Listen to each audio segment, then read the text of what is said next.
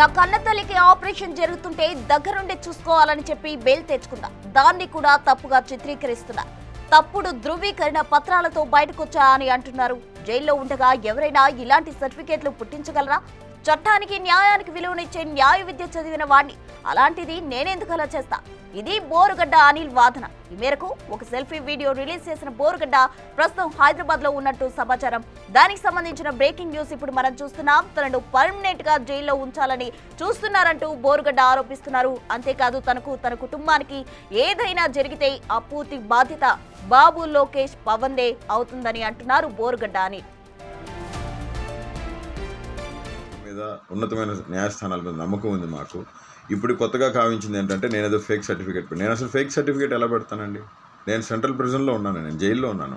Medical certificates మొత్తం మా వాళ్ళు అక్కడ సబ్మిట్ చేశారు కోర్టుకి.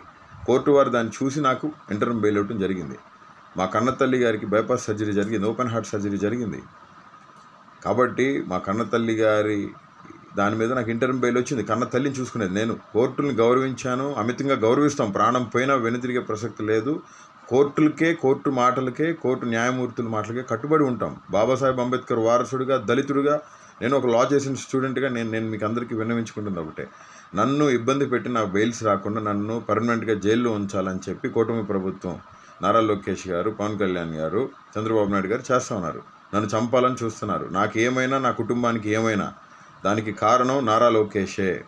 దానికి కారణం నారా లోకేష్, చంద్రబాబు నాయుడు, పవన్ కళ్యాణే. మరొకసారి తెలియజేస్తూ, నేను ఇంటర్మ్ బెయిల్ మీద ఉన్నాను. నా కన్న తల్లిని చూసేవాళ్ళు ఎవరు లేరండి, మాకు దిక్కెవరు లేరు.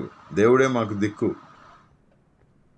బోరుగడ్డ అనిల్ సెల్ఫీ వీడియోకి సంబంధించి పూర్తి వివరాలు మా ప్రతినిధి శివ అమరావతి నుండి అందిస్తారు. శివ, మొత్తం మీద చూసుకుంటే బోరుగడ్డ అనిల్ వీడియో వ్యవహారం ప్రస్తుతం ఆంధ్రప్రదేశ్ లో హాట్ టాపిక్ గా మారింది.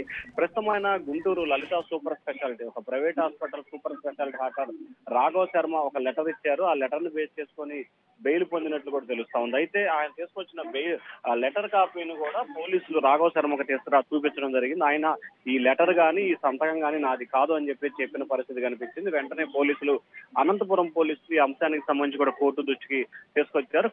ప్రస్తుతం అయితే కోర్టు ఖచ్చితంగా అతను బెయిల్ ని డిస్మిస్ చేసే ఆలోచన చేస్తుంది. వాస్తవానికి బోరుగడ్డ అనిల్ తల్లి చెన్నై హాస్పిటల్లో లేదు అని చెప్పి కూడా పోలీసు వర్గాలు అయితే చెప్తున్న పరిస్థితి కనిపిస్తా ఉంది. కావాలనే కొంతమంది జైలు అధికారులు, కొంతమంది అధికారులు కూటమి ప్రభుత్వాన్ని వ్యతిరేకంగా పనిచేస్తూ దానిలో భాగంగానే ఇండైరెక్ట్ గా బోరుగడ్డ అనిల్కి సహకరిస్తున్నారు. ఆ సహకరించే క్రమంలో ఇటువంటి పరిణామాలు జరిగాయని చెప్పి పోలీసులు భావిస్తున్నారు. అలాగే కోర్టుని మోసం చేసిన దానికి సంబంధించి కూడా బోరుగడ్డ అనిల్ పై మరో కేసు నమోదు చేసేందుకు అధికారులు అయితే సిద్ధమవుతా ఉన్నారు.